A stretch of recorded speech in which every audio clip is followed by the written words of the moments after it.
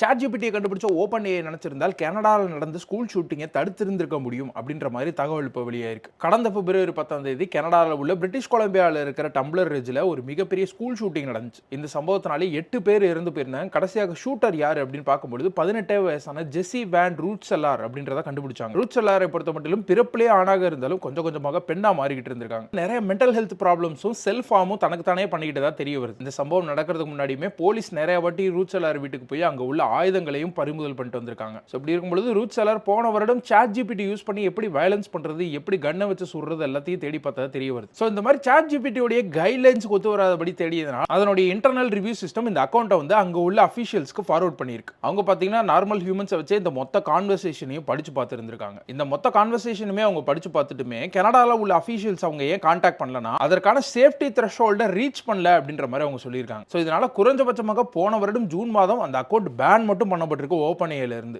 ஒருவேளை இந்த மாதிரி நடக்க போகுதுன்னு தெரிஞ்சு அவங்க அன்னைக்கே இன்ஃபார்ம் பண்ணியிருந்தாங்கன்னா இந்த ஸ்கூல் ஷூட்டிங் நடக்காம இருக்கிறதுக்கு நிறைய வாய்ப்பு இருந்திருக்கு. ஸோ இதன் மூலமாக இன்னொரு ஒரு விஷயம் என்ன தெரியுது அப்படின்னு பார்த்தீங்கன்னா, நம்ம டே டு டே வந்து ChatGPT கூட ஏதாவது பேசிட்டு தான் இருக்கும். நம்ம அதிட்ட ஃபோட்டோஸ் அப்லோட் பண்றோம், டேட்டாஸ் கொடுக்குறோம், நிறைய கான்ஃபிடென்ஷியலான இன்ஃபர்மேஷன் கூட ஷேர் பண்றோம். ஆனால் இது எல்லாத்தையுமே யாரோ ஒருத்தவங்க நினைச்சா ஆக்சஸ் பண்ண முடியும் அப்படின்றது நல்லாவே தெரிய வருது.